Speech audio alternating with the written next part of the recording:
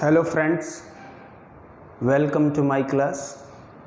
तो आज हम जो फिस्कल पॉलिसी लेकर शुरू हुए थे उसको ही हम कंटिन्यू कर रहे हैं। कल हमारा जो टॉपिक था वो था टैक्सेशन। ठीक है, टैक्सेशन, बिकॉज बजट हमने पहले पढ़ चुके थे और टैक्सेशन दूसरा, और उसके बाद हम देखेंगे वेरियस डेफिसिट्स, विभिन्न प्रकार के घाटे। ठीक है, तो टैक्सेशन में हमने देखा और इसके कैनन ऑफ टैक्सेशन देखे, मेथड ऑफ टैक्सेशन देखे, और उसके बाद हमने क्या देखा कि टैक्स कितने प्रकार का होता है, टैक्स होता क्या है और कौन कौन से क्या टैक्स है, उनके बारे में पढ़ा। अब हम इसी से रिलेटेड, टैक्सेशन से ही रिलेटेड कुछ और बातें उनके बारे में बात करेंगे, और उसके बाद हम वेरियस डेफिसिट्स की ओर जाएंगे। तो आपने नाम सुना होता है सरचार्ज। ये बेसिकली जो इकोनॉमिक्स की क्लास है वो आपके लिए बहुत लाभदायक है, चाहे वो स्टेट पीसीएस है, चाहे वो यूपीएससी है, चाहे वो एसएससी है, कोई भी स्टेट का पीसीएस है। कुछ स्टेट्स में ऑप्शनल और होता है इकोनॉमिक्स, वहां पे भी टैक्सेशन और इसके बारे में बात करी गई है, फिस्कल पॉलिसी की पूरी बात की गई है। तो उनके लिए भी ये क्लास जबरदस्त रहेगी। जो मैंने फिस्कल पॉलिसी नाम से जितने वीडियोस डाले हैं उन सबको पढ़ना पड़ेगा। फिस्कल पॉलिसी के अंतर्गत हमने क्या क्या पढ़ा है, बजट पढ़ा है, और दूसरा टैक्सेशन पढ़ा है, और तीसरा हम पढ़ेंगे डेफिसिट्स। ये बहुत इंपॉर्टेंट है, यही होती है बेसिकली आपकी फिस्कल पॉलिसी, यही तो होती है फिस्कल पॉलिसी। इसके अंतर्गत आते हैं बजट, टैक्सेशन और डेफिसिट्स, यही आपकी फिस्कल पॉलिसी है। जिनके स्टेट पीसीएस में फिस्कल पॉलिसी टॉपिक लगता है, सिलेबस में है, उनको तो ये पढ़ना ही पढ़ना है, आपके क्वेश्चंस बाहर से नहीं जाएंगे। यूपीएससी उनके लिए भी बहुत जरूरी है, क्योंकि यूपीएससी में भी तो लगता ही है, और एसएससी है उनके लिए। एसएससी में जनरली क्वेश्चन ये पूछा ही जाता है कि फिस्कल डेफिसिट होता क्या है, बहुत बार पूछा गया है, तो उनको भी पढ़ना पड़ेगा। कम से कम एक आपको डेफिसिट तो जानना ही पड़ेगा, बजट का शुरुआती तो जानना ही पड़ेगा कि बजट जो एनुअल फाइनेंशियल स्टेटमेंट के नाम से दिया गया है भारत के संविधान में, वो किस अनुच्छेद में, in which article it is there. Okay, तो 112 में। तो ये छोटी छोटी जो आधारभूत जानकारी है वो उनको जानेंगे कौन, एसएससी वाले, और पूरा देखना है किसको, यूपीएससी एंड स्टेट पीसीएस वालों को। तो ध्यान रहे, ये क्लास बहुत इंपॉर्टेंट रहेगी। फिस्कल पॉलिसी है, उसके अलावा जो आप मेरा यूट्यूब चैनल देखेंगे वहां पे एक ऑप्शन है आपको वीडियो में जाएंगे, नीचे ही नीचे आपको आरबीआई के बारे में जानकारी मिलेगी। वो 4 वीडियोस भी बहुत इंपॉर्टेंट है, और अब हम आपके लिए लगातार वीडियोस डालते रहेंगे। आप एकदम चिंता मुक्त रहिए, तनिक हमें टाइम दीजिएगा बस।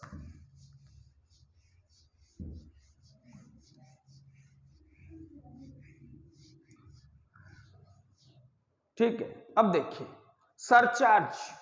सरचार्ज क्या होता है। सरचार्ज एक्चुअली जो टैक्स लिया जाता है इनकम पर, इस टैक्स पर फिर टैक्स लगता है, that is surcharge, tax on tax, that is surcharge and it is direct. ये सरचार्ज होता है। जैसे मान लो आपकी इनकम है 60 लाख फॉर एग्जाम्पल, अब 60 लाख है, 50 लाख तक आपको 30% टैक्स लगता है, 50 लाख तक, यानी 30% से आपको कितना देना पड़ रहा है टैक्स, 15 लाख। ओके, अब ऊपर आ गए 10 लाख, 60 है ना टोटल, 10 लाख, यानी 50 लाख से लेकर 1 करोड़ तक आपको एक सरचार्ज देना पड़ेगा, जो कि 10% है।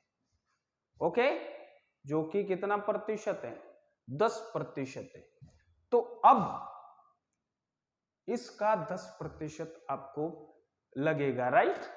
यानी ये 3, अब देखिए इसका 30%, 10 लाख। नेक्स्ट है उसका कितना होगा, 3 लाख। कितना होगा, 3 लाख। ओके, 3 लाख पर फिर आपको 10% और लगेगा, है ना। तो ये कितना हो जाएगा, 10% और लगेगा तो यानी 3,30,000। टोटल आपको 60 लाख पर कितना टैक्स देना पड़ेगा, 30,30,000। कितना, 30,30,000 देना पड़ेगा। सरचार्ज है बाकी। ये मतलब जो टैक्स है ये तो फिक्स है 10%, सॉरी 30%। ये तो 15 लाख देनी है, इस पर किसी भी प्रकार का सरचार्ज नहीं है। आगे वाले 10 लाख हैं, बचे हुए 10 लाख हैं, उन पर ये जो 30% वाला इनकम टैक्स है वो तो लगेगा ही।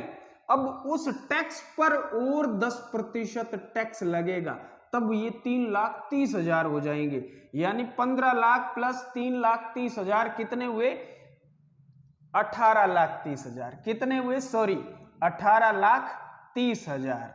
ये इतना आपको टैक्स देना पड़ेगा, इतना टैक्स देना पड़ेगा। ये 60 लाख का टैक्स है। ओके, ये 60 लाख का टैक्स है।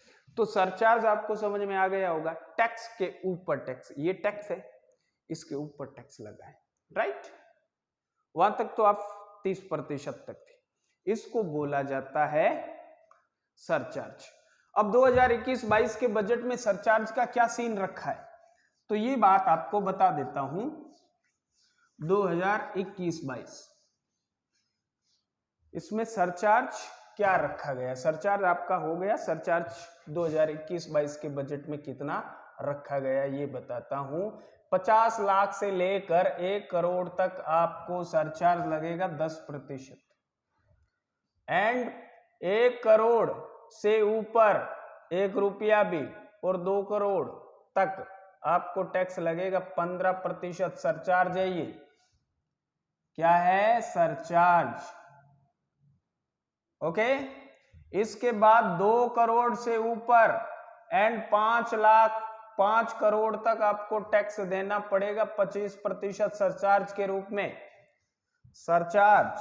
और 5 करोड़ से अबोव 5 करोड़, 5 करोड़ से ऊपर होते ही आप पे कितना लगेगा, 37%।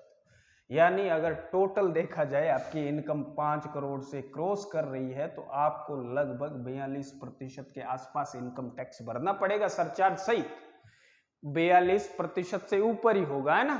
तो इस प्रकार से आपको टैक्स पे करना होगा। ये होता है सरचार्ज। 2021-22 के बजट में इसका रूपरेखा जो तैयार की है, स्लैब तैयार किए गए हैं वो ये हैं। 4 स्लैब हैं, 10 वाला, 15 वाला, 25 वाला और 37 वाला। इससे आप देख सकते हैं। ओके, अब होता है cess. What is cess? Cess क्या होता है? उपकर, किसी विशेष उद्देश्य की पूर्ति करने के लिए, to fulfil any specific purpose, cess is imposed and collected from direct and indirect sources। Direct tax भी हो सकता है, उपकर भी हो सकता है और इनडायरेक्ट भी हो सकता है, राइट। तो सेस ये किसी उद्देश्य की पूर्ति के लिए किया जाता है, to fulfil any specific objective, specific purpose. And after collection of this amount, that amount is also given to that, to fulfil that purpose only. और वो अमाउंट उसी विशेष उद्देश्य की पूर्ति के लिए ही दिया जाता है। जैसे शिक्षा के नाम पर 3% सेस लगता है, यानी 2% आपकी प्राइमरी एजुकेशन पर, 1% आपकी हायर एजुकेशन पर। ये एक प्रकार का है। उसके बाद जैसे आपको पता है 2015, नवंबर 2015 में कृषि कल्याण सेस,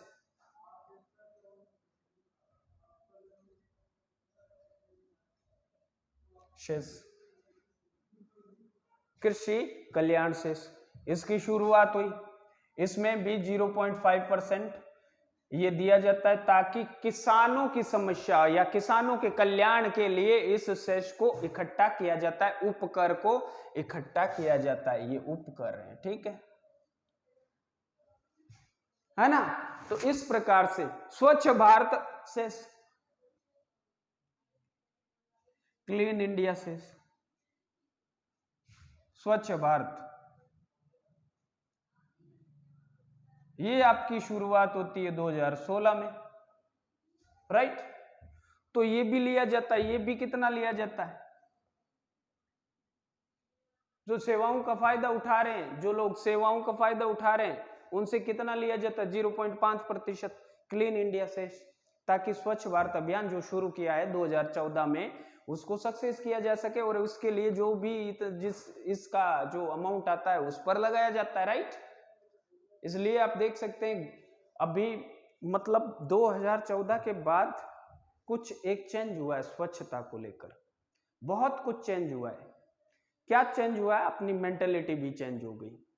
एक तो आपको ऑटो वाले दिख जाएंगे हर कहीं, कुछ न कुछ वो मतलब कचरा उठाते हुए ही दिखते हैं। ये 2014 के बाद मैंने पर्सनली फील किया है। और उसके बाद पहले हम जब चाय पीते थे तो हमने चाय पी और जो डिस्पोजल था उसको टॉस करके ऐसे गिरा देते थे। अब हमें थोड़ी अवेयरनेस जगी है और अगर हमें डस्टबिन कहीं दिखता भी नहीं है तो हम सोचते हैं कि इसको फेंकना नहीं है, हालांकि उसको मरोड़ देते हैं लास्ट तक कि मौका मिला तो इसको फेंक दूंगा, लेकिन फिर भी हम फेंकते नहीं। हम डस्टबिन की खोज में रहते हैं और हम इधर उधर देखते हैं कि अगर मैंने फेंक दिया और किसी ने ये कह दिया कि पढ़ लिख के तो आप बन गए बाबू भाई साहब, स्वच्छ भारत अभियान के लिए देश के प्रधानमंत्री इतना बड़ा प्रोग्राम चला रहे हैं और आप यहाँ कचरा फेंक रहे हैं, तो इस सोच को, ये एक मेंटेलिटी बैठ गई है हमारे अंदर, है ना। हमारे अंदर इस प्रकार की मेंटेलिटी बिठा दी है इस प्रोग्राम ने, तो हम उसको फेंक नहीं सकते। अगर डस्टबिन है तो उसी में ही डालेंगे। तो ये बड़ा चेंज हुआ है। अब स्वच्छ भारत हर कहीं दिख जाता है। बड़ी बात तो हर कहीं नोट निकाला स्वच्छ भारत, इधर देखा स्वच्छ भारत, उधर देखा स्वच्छ भारत। तो इस स्वच्छ भारत ने कहीं न कहीं हमारे दिमाग में जगह बना ली है और इस जगह की बदौलत आज हम थोड़ा स्वच्छ रहने लगे हैं, राइट। तो ये एक बड़ा चेंज आया है और इस चेंज के लिए अगर चला जाता है इतना पैसा देना पड़ता है तो देना है, अच्छी बात है। और क्लीन इंडिया यानी स्वच्छ भारत से 2016 में शुरू हुआ, ये इतना प्रतिशत है। ये एग्जाम के पॉइंट ऑफ व्यू से इतना याद रखना है। बाकी अवेयरनेस आप में भी है, सभी देशवासियों में भी है, सभी लोगों में है, right.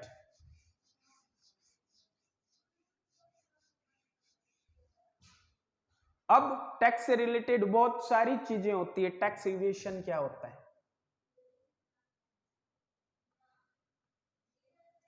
Tax evasion, tax is evaded by some people, इसको कर अपवंचन कहा जाता है, यानी कर चोरी।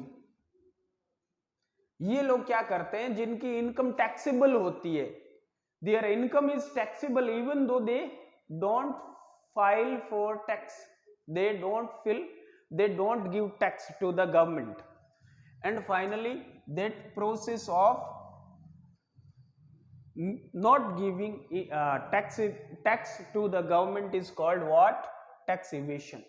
और टैक्स इवेशन होता है तो आपके पास क्या होगा? काला धन जमा होने लग जाता है, काला धन, ब्लैक मनी। ब्लैक मनी और क्या होती है? काला, ब्लैक नहीं होती है। यानी आपने बिना टैक्स दिए हुए जो धन इकट्ठा कर रखा है, टैक्स दिया ही नहीं है, इट्स योर ड्यूटी, देना चाहिए, लेकिन आपने नहीं रखा है, आपने पैसा जमा करते गए हो, वो पैसा ब्लैक मनी है। जब इसमें से टैक्स निकल जाता है, tax if tax is gone away from here, then it becomes what? White money. Money वही है, बस टैक्स वाला अमाउंट सरकार को दे दो, ठीक है, वो दे दिया, टैक्सेबल है तो, अदरवाइज कोई जरूरी नहीं है, सरकार आपसे नहीं कह रही है कि उनको देना है, टैक्सेबल है तो देना पड़ेगा, और दे दिया तो वो आपकी व्हाइट मनी हो जाएगी। अगर आप टैक्स इवेशन का प्रोसेस फॉलो करते हो तो वो ब्लैक मनी को आप बढ़ावा दे रहे हो, और इसी को कर अपवंचन कहा जाता है, टैक्स इवेशन कहा जाता है। उसके बाद आता है आपका टैक्स अवॉइडेंस। ये कुछ टर्म्स है वो बता रहा हूं, right. Tax avoidance, what is tax avoidance? Tax avoidance basically क्या होती है, यानी टैक्स को अवॉइड कर देना, यानी एक पर्सन अपनी इनकम को इस प्रकार से मैनेज करता है, that person manages his income in such A way that income at last that income becomes free of taxes और फ्री ऑफ टैक्स बेसिस, यानी वो इस प्रकार से उसको सुनियोजित करता है कि फाइनली ऐसा हो जाता है कि वो तो टैक्स फ्री है इनकम, उस पर अब टैक्स लगता ही नहीं है, उसको बोला जाता है टैक्स अवॉइडेंस, राइट। तो वो मैनेज कर लेते हैं, जैसे उनके पास बहुत सारी इनकम है तो उन्होंने साइड में ऐसे कोई प्रॉपर्टी खरीद ली इधर से इधर, मतलब टालम टोल कर करा के इस प्रकार से पैसे को सुव्यवस्थित कर दिया। बाद में उन्होंने जब बताया कि हमारे पास तो मात्र 2 लाख रुपए साल का आ रहा है, तो वो टैक्स फ्री हो गए, that is tax avoidance. Tax shifting, what is tax shifting? यानी टैक्स आपसे लग रहा है, आप टैक्स किसी और पे चेप देते हो। When you transfer your tax to somebody else, that is tax shifting, okay? और एक होता है टैक्स हेवन।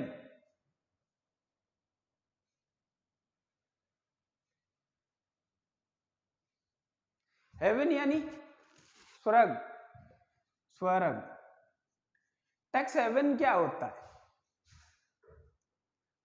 यानी कि कई बार सरकार क्या करती है, इन्वेस्टमेंट को बढ़ावा देने के लिए, देश में प्रोडक्शन प्रोसेस वगैरह इनको बढ़ाने के लिए, देश की प्रोडक्टिविटी बढ़ाने के लिए विदेशी जो धन होता है, एफडीआई होता है, उसको अट्रैक्ट करती है, और अट्रैक्ट करने के लिए उनको विशेष छूट दी जाती है कि आप जो पैसा यहाँ पे इन्वेस्ट करोगे उस पर, और आपकी जो कैपिटल गेन होता है, वो आपको जो प्रॉफिट होता है उस पर हम किसी भी प्रकार का टैक्स नहीं लेंगे। इससे सरकार को क्या फायदा होगा? सरकार को हालांकि कुछ फायदा हो ना हो, इससे कम से कम देश का फायदा ये होगा कि एक तो वहां से देश में उत्पादन बढ़ेगा, जिसकी वजह से देश के युवाओं को रोजगार मिलेगा। तीसरी बात यह है कि एक्सपोर्ट बढ़ेगा, जिससे बैलेंस ऑफ पेमेंट है उसमें सुधार होगा। तो टैक्स हेवन कहा जाता है उसको, यानी टैक्स या तो जीरो कर दिया जाता है या कुछ छूट दी जाती है, छूट, एग्जेम्पशन, इसको बोला जाता है टैक्स हेवन। जैसे साइप्रस है, जैसे आपका मॉरिशस है, ये अपने देश में आने वाले जो भी इनके देश में इन्वेस्टमेंट करते हैं और उन इन्वेस्टमेंट करके उस इन्वेस्टमेंट के बदले वो जो लाभ कमाते हैं उस लाभ पर किसी भी प्रकार का टैक्स नहीं लगाते, that is called what? Tax haven.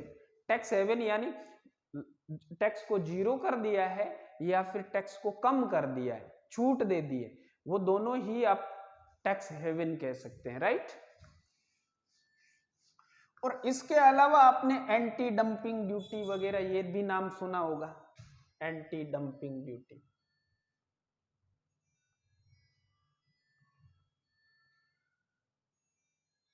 Countervailing duty,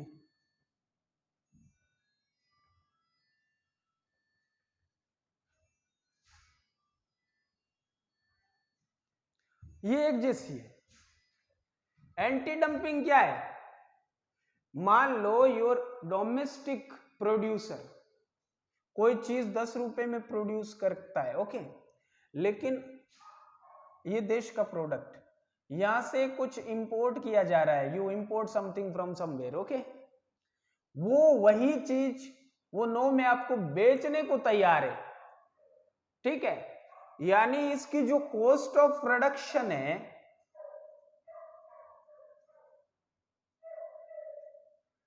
इससे तो इसकी एमआरपी कम है, राइट। ऐसे में क्या होता है, डोमेस्टिक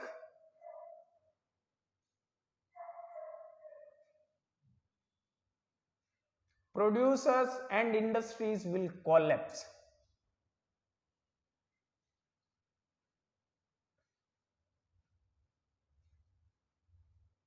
Why? कारण ये है कि जनता को जहां से सस्ता मिलेगा जनता वहां से खरीदेगी, राइट, जनता वहां से खरीदेगी तो इनका प्रोडक्शन रुक जाएगा, देश के लोगों का घाटा होगा, इनका प्रोडक्शन रुक जाएगा। तो सरकार क्या करती है, एंटी डंपिंग ड्यूटी लगा देती है। सरकार क्या करती है, एंटी डंपिंग ड्यूटी, यानी उन पर इस प्रकार का एक ड्यूटी लगा दिया जाता है कि इनकी मान लो पर ये कोई चीज है वो पर यूनिट 9 में बेच रहा है तो सरकार उस पर 2 रुपया और कस देती है, ये लो, अब ये कितने का हो गया 11, अपने वाले के 10 में पड़ रही है तो अपने वाला कितने में बेच रहा है 10.5 रुपीस में, बिकेगा सबसे ज्यादा किसका, अपने वाले का, फायदा किसका होगा, domestic producers and domestic industries can be saved from there, okay, यहां से बचा सकते हैं उनको। इसको क्या कहा जाता है, एंटी डंपिंग ड्यूटी। दूसरा होता है काउंटर वेलिंग ड्यूटी, ये भी सेम, देखो ये डोमेस्टिक प्रोड्यूसर है,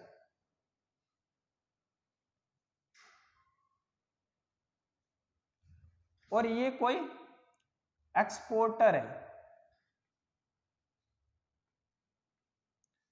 और जिसे हम क्या करें, इंपोर्ट। इसको अपनी गवर्नमेंट, फॉरेन गवर्नमेंट इसको कुछ सब्सिडीज वगैरह दे रही है, जिसकी वजह से इसका जो एक्सपोर्ट है वो मतलब जो वो एक्सपोर्ट कर रहा है और हमारे लिए वो क्या, इंपोर्ट, वो सस्ता हो रहा है।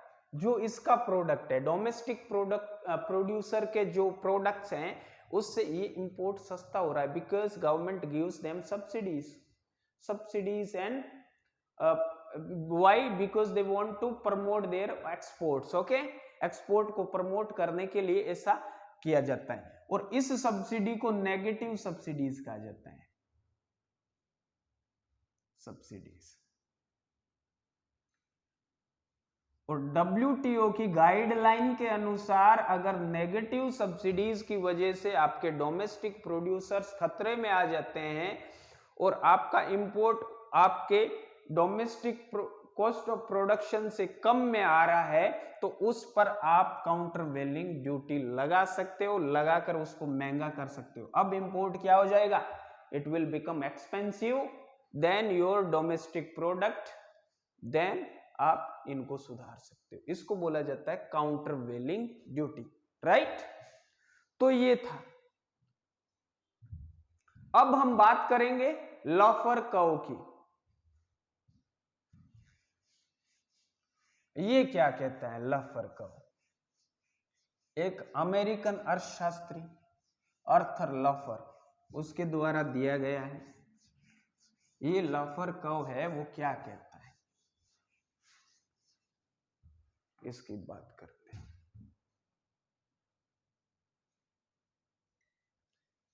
पहली बात तो ये है किस पर, जब टैक्स की बात करें तो टैक्स पर ही। लॉफर कर्व क्या कहता है, ये इस साइड है आपका टैक्स रेवेन्यू, इस साइड है आपकी टैक्स रेट। अब लॉफर कर्व है वो इस प्रकार का है। लॉफर क्या कहते हैं, लॉफर कर्व क्या कहता है, बेसिकली ये कहता है कि ये आपका जो टैक्स रेट है ये ओरिजिनली यहां है, जैसे जैसे टैक्स रेट बढ़ती है वैसे वैसे रेवेन्यू बढ़ता जाता है, ओके। टैक्स रेट बढ़ी, रेवेन्यू और बढ़ा, टैक्स रेट एक टाइम जब टैक्स रेट ऑप्टिमम हो जाती है, इष्टतम हो जाती है, तब आपका रेवेन्यू भी मैक्सिमम होगा। एक टाइम जब टैक्स रेट किस प्रकार होगी, इष्टतम होगी, ऑप्टिमम लेवल पर होगी, ऑप्टिमम लेवल इष्टतम बिंदु पर, अनुकूलतम होगी, जब आपकी टैक्स रेट, तब आपका जो टैक्स से जनरेटेड रेवेन्यू क्या हो जाएगा, मैक्सिमम। ठीक है, उसके बाद अगर फिर टैक्स और बढ़ता है तो वो किसको जन्म देता है, यहां पे क्या हो रहा है, अब टैक्स रेवेन्यू है वो घट रहा है, ये किसको जन्म दे रहा है, ये दे रहा है टैक्स इवेशन को, यानी कर अपवंचन, कर चोरी को जन्म दे रहा है। कर चोरी क्यों होगी, जब टैक्स रेट बहुत ज्यादा लगाओगे, तो इसलिए टैक्स रेट और भी ज्यादा बढ़ाओगे तो और ज्यादा आपका रेवेन्यू है वो घटेगा, टैक्स रेवेन्यू है वो घट जाएगा। यानी कर से जो आय प्राप्त होती है, कर की दर अगर बहुत ज्यादा बढ़ा दी है, ऐसे केस में आपका कर से होने वाली आय है वो कम होने लग जाएगी। ये लॉफर को बताता है, ये अर्थर लॉफर ने दिया था, ही वॉज फ्रॉम अमेरिका, और इसने ये बताया है इस कव के जरिए कि अगर हम अनुकूलतम पॉइंट के बाद टैक्स रेट को बढ़ाते हैं तो टैक्स रेट आपके रेवेन्यू को, टैक्स रेवेन्यू को ले बैठता है, ले डूबता है ना। कर की चोरी है वो बढ़ जाती है, लेकिन इष्टतम रेट पर जब तक आपका टैक्स रेट है तब तक आपको मैक्सिमम रेवेन्यू की प्राप्ति होगी। ठीक है, अब सोचिए कि हमें कैसे पता चलेगा कि इष्टतम कर दर है, इष्टतम टैक्स रेट है, हमें कैसे पता चलेगा, तो ये कैसे आता है, जैसे मान लो पिछले साल आपको मान लो 25-24 लाख करोड़ रुपए का रेवेन्यू आया है, और इस बार आपने ये जब 25% सोची, अब की बार आपने 30 किया तब आपको 30 लाख करोड़ आ गया, अगली बार आप 35 करोड़ करोगे टैक्स रेट को तब आपको 23 लाख करोड़ आया है। ठीक है, तो इससे आप समझ जाओगे कि जो अनुकूलतम टैक्स रेट है वो कौन सी है, ये वाली है, राइट।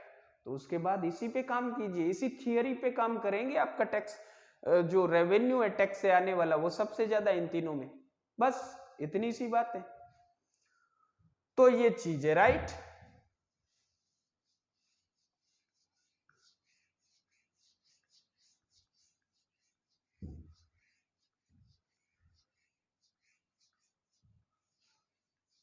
अब हम बात करते हैं डेफिसिट की। घाटा क्या होता है भाई साहब,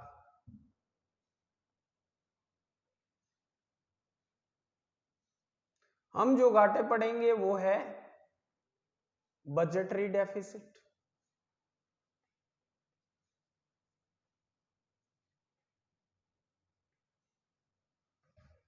revenue deficit,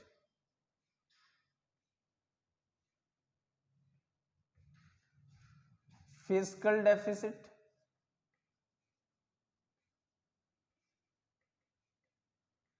and primary deficit.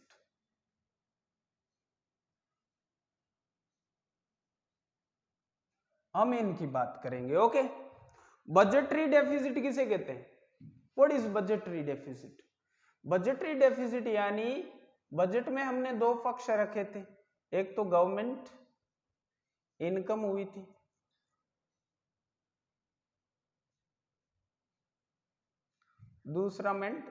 दूसरा क्या है, एक गवर्नमेंट इनकम या गवर्नमेंट रिसिप्ट्स, दूसरा गवर्नमेंट एक्सपेंडिचर। अब जब गवर्नमेंट एक्सपेंडिचर है वो एक्सीड कर देता है गवर्नमेंट इनकम को, तब आप क्या देखोगे, बजटरी डेफिसिट। ओके, और रेवेन्यू डेफिसिट क्या है, रेवेन्यू डेफिसिट यानी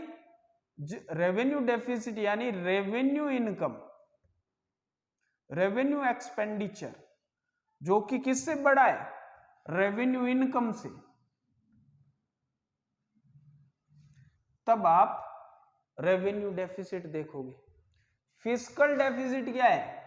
फिस्कल डेफिसिट यानी आपकी जो गवर्नमेंट इनकम है, टोटल इनकम, ये गवर्नमेंट इनकम का अर्थ हुआ कि capital income and revenue income दोनों है, ठीक है। गवर्नमेंट इनकम का अर्थ हुआ capital income and revenue income, और गवर्नमेंट एक्सपेंडिचर का अर्थ भी क्या हुआ?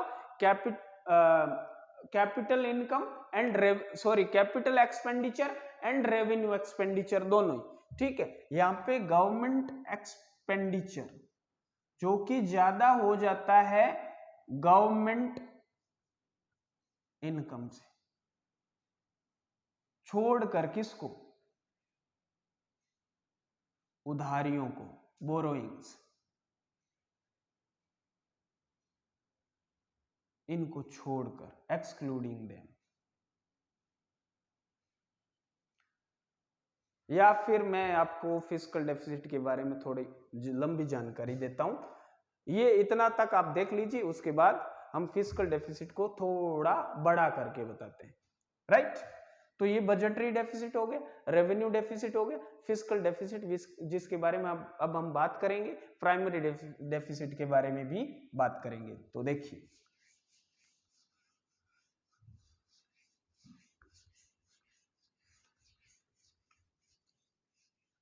अब आप देखेंगे फिस्कल डेफिसिट,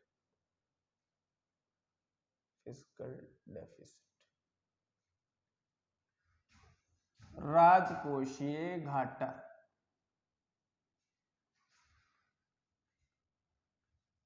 होता क्या है जी? राजकोषीय घाटा यानी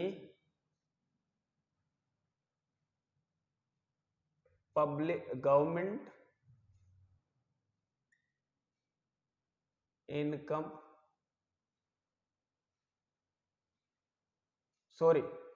government expenditure minus government income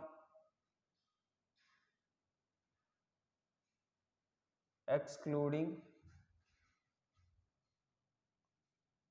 borrowings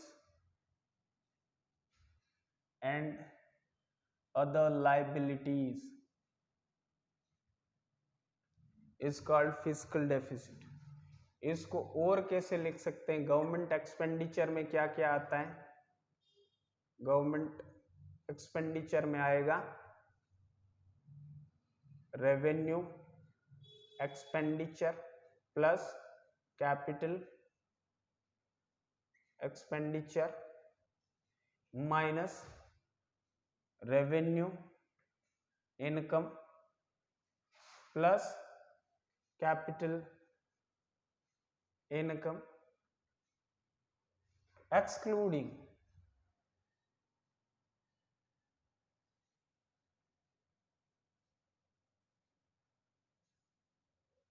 borrowings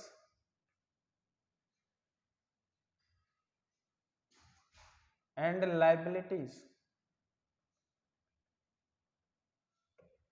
ये होता है आपका फिस्कल डेफिसिट।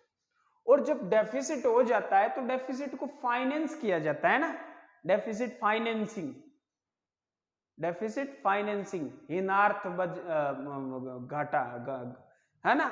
तो वो डेफिसिट फाइनेंसिंग वित्त पोषण किया जाता है। वित्त पोषण कैसे होता है? तो वित्त पोषण करने के लिए हम क्या करते हैं? हम बोरोइंग्स करते हैं। कौन सी borrowings? Market borrowings, internal borrowings.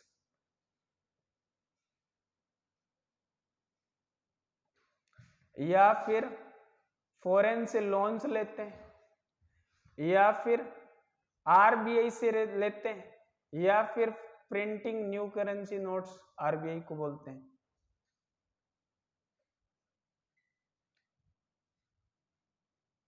इनको छापकर हम डेफिसिट को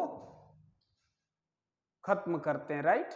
इनको मार्केट बोरोइंग्स करेंगे, या फिर लोन्स लेंगे, या फिर आरबीआई से कुछ लेंगे, या फिर प्रिंटिंग न्यू नोट्स, ऐसा करेंगे। इनको लेकर हम इस जो फिस्कल डेफिसिट है उसको कम करते हैं, यानी फिस्कल डेफिसिट को हम पूरी तरह से साफ कर देते हैं। जो फिजिकल इन सबको किया, फिजिकल डेफिसिट हो गया उधर से 0 और आपने ये कर दिया तो फिजिकल डेफिसिट इनके बराबर हो जाता है, राइट। तो फिजिकल डेफिसिट का फॉर्मूला ये भी है। ओके, अब देखेंगे आप इस बजट में फिजिकल डेफिसिट कितना रखने की बात कही गई है। बजट 2021-22 फिजिकल डेफिसिट जीडीपी का कितना प्रतिशत रहेगा, 6.8% ऑफ जीडीपी। पिछले साल कितना रहा था 2020-21 में, तो फिजिकल डेफिसिट अपनी हाईएस्ट लिमिट पर रहा था, हाईएस्ट देख लीजिए ऑफ जीडीपी, है ना। जीडीपी का 9.5% फिजिकल डेफिसिट हुआ था। राजकोषीय घाटे होने से घाटे क्या है, what is the impact of physical deficit. राजकोषीय घाटा हो गया है तो इसका अर्थव्यवस्था पर क्या प्रभाव पड़ेगा, इसकी बात करते हैं। देखिए,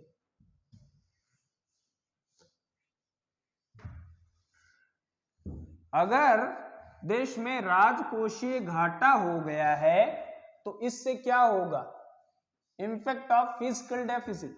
राजकोषीय घाटा हमेशा खतरनाक नहीं होता, लेकिन इस प्रकार से होना, जैसे अभी 2021-22 के लिए जो टारगेट रखा है वो 6.8% ऑफ जीडीपी है, और इस टारगेट में ये भी है कि 2024-25 तक जाकर 25 तक वो फिजिकल डेफिसिट है वो 4.5% होगा ऑफ जीडीपी। ये भी एक टारगेट रखा है, लेकिन इतना होना खतरनाक है। भारत जैसे देश के लिए 3% बहुत होता है, ठीक है, 3-4% तक का है, क्योंकि विकासशील देश के हम लोग हैं, we are in developing nation economy, that's why deficit is necessary. Deficit is not always bad. 3-4% is okay for developing nations, developing economies. Otherwise they won't develop more. Okay, तो इतना तो ठीक है, लेकिन ये 6-9 ये खतरनाक है। लेकिन इसका भी कारण है कि देश में 2 सालों से आप देख रहे हैं कि बहुत सारे सेक्टर्स हैं वहां पे उत्पादन ठप हो गया था, राइट, और उसकी वजह से रेवेन्यू भी सरकार को कम मिला है। और रेवेन्यू मिला तो सरकार ने क्या है, वेलफेयर के काम में भी पैसा लगा है। जैसे इस बार वैक्सीनेशन के प्रोग्राम में सरकार ने बजट में 35,000 करोड़ जारी किए थे, 35,000 करोड़ का बजट रखा है। और दूसरी बात, इस बार पिछले जो स्वास्थ्य बजट है, हेल्थ बजट है, हेल्थ से रिलेटेड, उसमें 137% की वृद्धि करी है, यानी 94,000 करोड़ से सीधा बढ़ाकर लगभग 2.25 लाख करोड़ का बजट सिर्फ हेल्थ केयर सेक्टर को दिया गया है। यानी पैसा तो गया है यहाँ, लेकिन ये परमानेंट नहीं रहेगा। ये धीरे धीरे एक टाइम आएगा जब स्वास्थ्य पर ये खर्चा कम भी किया जाएगा, क्योंकि अभी जरूरत है। तो अभी ये डेफिसिट इस वजह से भी हो रहा है, राइट। इसके अलावा प्रधानमंत्री गरीब कल्याण अन्न योजना, इसके अंतर्गत प्रधानमंत्री नरेंद्र मोदी ने अभी 2-3 महीने पहले भी कहा है कि नवंबर तक इसको जारी रखेंगे। तो इसमें भी लगभग 3-4 लाख करोड़ का 3 लाख करोड़ तक का रेवेन्यू चला जाएगा सरकार का, तो पैसा तो जाएगा, राइट। अब देखिए होता क्या है, हम बात कर रहे थे फिस्कल डेफिसिट, और फिस्कल डेफिसिट से क्या होता है उससे पहले मैं प्राइमरी डेफिसिट को बता देता हूं। प्राइमरी डेफिसिट छोटा सा इसलिए बता रहा हूं, प्राइमरी डेफिसिट यानी fiscal deficit minus interest payment, ब्याज भुगतान। राजकोषीय घाटे में से ब्याज भुगतान घटा दीजिए, आपको प्राथमिक घाटा मिल जाएगा। अब हम बात करते हैं इंपैक्ट ऑफ फिस्कल डेफिसिट, राजकोषीय घाटे का प्रभाव।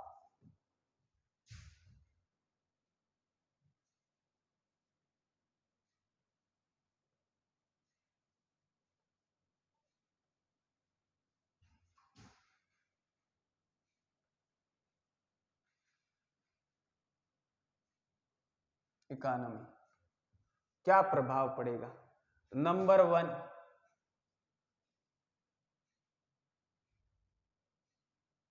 Borrowings and loans, borrowing and loans जो कि सरकार लेगी वो बढ़ेगी। एक तो देश किस में जाएगा, इंडेटेडनेस में, देश में क्या बढ़ेगा, कर्जा, इंडेटेडनेस की कंडीशन में। दूसरा क्या होगा, इंटरेस्ट, ब्याज भी लगेगा देश को, ब्याज बढ़ेगा, राइट, ब्याज ये भी देना पड़ेगा, तो इकोनॉमी जाएगी गर्त में, सीधी सी बात ये।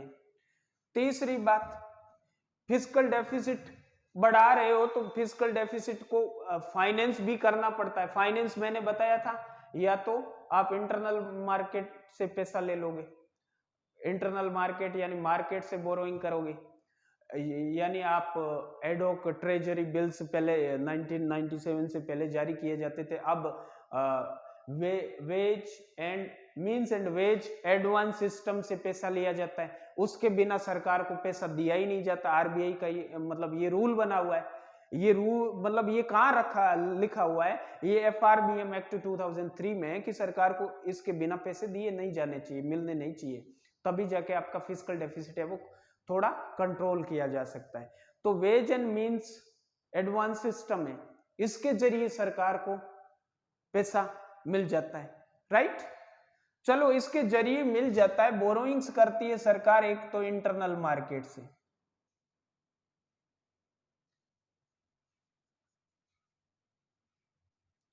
क्या करके, बॉन्ड जारी करके, ओके, जिसकी वजह से जो आपके इंटरनल बैंक्स हैं, कॉमर्शियल बैंक्स, यहां पे पैसों की किल्लत आ जाती है, करेंसी क्रंच, पैसों की किल्लत, कम हो गया भाई, पैसा कम हो गया तो क्या होगा, प्राइवेट इन्वेस्टमेंट में कमी आएगी, इन्वेस्टमेंट होगा ही नहीं, देश में प्रोडक्शन घट जाएगा, प्राइवेट इन्वेस्टमेंट में कमी आ जाएगी, इसको हम क्या बोलते हैं, क्राउडिंग आउट इफेक्ट।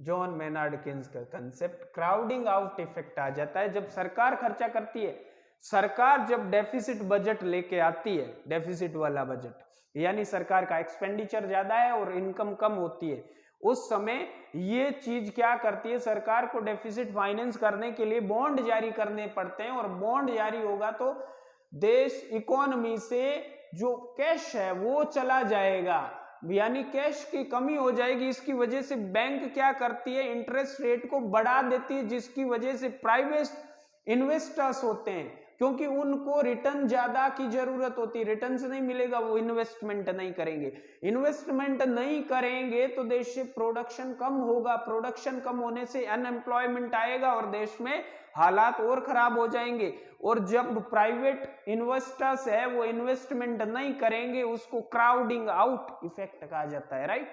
तो ये हालात हो जाएंगे, और आप देख रहे हैं कि इंपैक्ट ऑफ फिस्कल डेफिसिट में हमने कहा है कि अगर विदेशों से लोन लिया है तो इससे आपकी इंडेटेडनेस यानी ऋण देश पर बढ़ जाएगा, जिसकी वजह से इंटरेस्ट पर बहुत सारा पैसा जाएगा, ये भी खतरनाक होता है, ये भी इकोनॉमी के लिए खतरनाक होता है। इसके अलावा जैसे IMF वगैरह है, वो आपको जब तक आप कम डेफिसिट कम नहीं है तब तक लोन भी नहीं देते हैं कई बार, तो ये भी इकोनॉमी के लिए खतरनाक है कि पैसे की जरूरत है, इंसान मर रहे हैं लेकिन फिर भी पैसा नहीं मिल रहा है, दिक्कत तो ये, राइट। तो यहाँ पे भी ये दिक्कत क्रिएट कर सकते हैं, राइट। तो इस प्रकार की बातों से भी ध्यान रखना है। अब हम थोड़ा FRBM एक्ट के बारे में देख लेते हैं।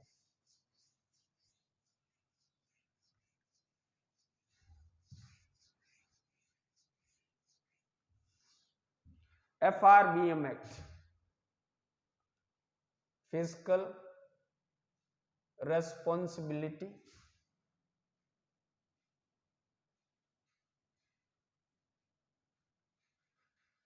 एंड बजट मैनेजमेंट एक्ट,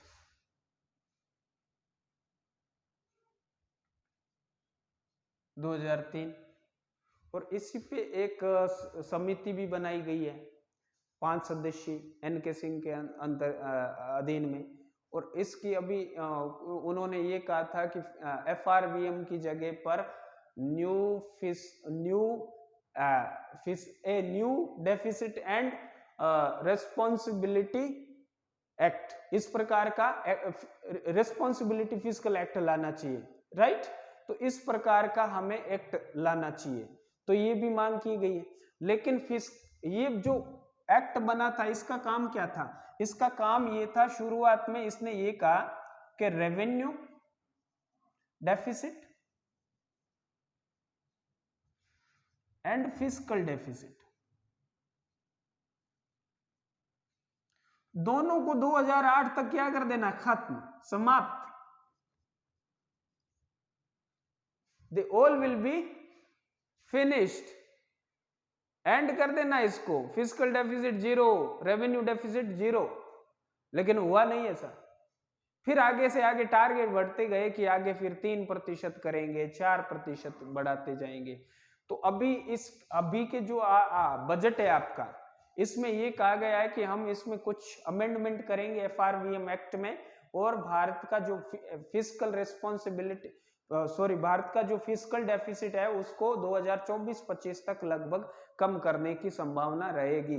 यानी fiscal responsibility and budget management act है, ये काम करेगा। ओके, तो एक आपने आर्टिकल भी पढ़ा होगा द हिंदू में, does India need a fiscal council. जैसे GST की अपनी काउंसिल है, काउंसिल क्या करती है, अकाउंटेबिलिटी एंड ट्रांसपेरेंसी को मैनेज करती है, और उसमें एक डेमोक्रेटिक सिस्टम होता है, एक वोटिंग सिस्टम होता है, जिसके जरिए आप मतलब एक डेमोक्रेटिक पैटर्न में होता है, जिसके जरिए आप चाहो तो जिस वस्तु का चाहो GST कम कर सकते हो, बढ़ा सकते हो। ये एक डेमोक्रेटिक पैटर्न है और उसमें काफी ट्रांसपेरेंसी होती है। और वैसे ही आप RBI में देखोगे तो मॉनेटरी पॉलिसी कमेटी है 2016 से, जो उर्जित पटेल कमेटी ने रिकमेंड किया था, उर्जित पटेल कमेटी ने, तो वो बनी, राइट। उसमें भी आप देख सकते हैं कि उसमें भी 6 मेंबर्स होते हैं। RBI में जो आपकी पॉलिसी रेट्स है उनको बढ़ाना है कि घटाना, जो 2 महीने में मीटिंग्स वगैरह होती है उसमें, तो उसमें भी वोटिंग सिस्टम है। और जो कास्टिंग वोट है वो पावर है किसके पास, गवर्नर ऑफ RBI, उसके पास है निर्णायक वोट। तो तीन लोग होते हैं, 3 RBI के और 3 गवर्नमेंट ऑफ इंडिया से ऑफिशियल्स होते हैं। ये तीनों डिसाइड करते हैं कि कब आपकी पॉलिसी रेट्स में चेंज करना और कब नहीं। तो वहां पे भी पारदर्शिता है, वहां पे भी अच्छी अकाउंटेबिलिटी है। इसी प्रकार से हमें बजट के सिस्टम पर भी ये लाना चाहिए। ये द हिंदू का एक आर्टिकल था, does India need a fiscal council. Yes of course, because of budget financing बहुत ज्यादा होती है। ऑफ बजट फाइनेंसिंग यानी बजट के इतर फाइनेंसिंग, बजट के अलावा भी बहुत कुछ फाइनेंस किया जाता है, बहुत कुछ पैसा इधर उधर हो जाता है, जिसकी कोई अकाउंटेबिलिटी एंड पारदर्शिता नहीं है, जिसकी वजह से हमें पता ही नहीं चल पाता है। और हमें मतलब ये भी नहीं रहता कि ये पैसा आया कहां से और किधर गया। तो इसलिए उस पारदर्शिता को सुनिश्चित करने के लिए, बजटरी सिस्टम को थोड़ा स्ट्रॉन्ग बनाने के लिए, इफेक्टिव बनाने के लिए हमें फिस्कल काउंसिल की भी जरूरत है, राइट। तो ये भी बहुत जरूरी चीजें। तो ये जो हमने चीज पढ़ी थी, हमारा फिस्कल पॉलिसी था, ओके। और फिस्कल पॉलिसी का जो ये टॉपिक है, इसमें हमने 3 पार्ट पढ़े हैं, बजट पढ़ा है, टैक्सेशन पढ़ा है, और आपका पढ़ा है डेफिसिट्स, वेरियस डेफिसिट्स, इनके बारे में पढ़ा है। और ये आपका कंप्लीट हो गया है। अब जो हाँ एक GST है, GST के बारे में अपना अलग टॉपिक रहेगा, उसके बारे में भी पढ़ेंगे। तो ये टॉपिक है वो आपका खत्म हो गया है। ज्यादा से ज्यादा वीडियो को शेयर कीजिए, लाइक कीजिए, कमेंट कीजिए, सब्सक्राइब कीजिए और वॉच कीजिए। सबसे इंपॉर्टेंट इज देखना मत भूलिए, देखते रहिए, रात हो दिन हो देखते रहिए बस। और कोई भी किसी भी प्रकार का डाउट है तो मुझे नीचे कमेंट करके बता सकते हैं। Thank you for listening me attentively. Thank you.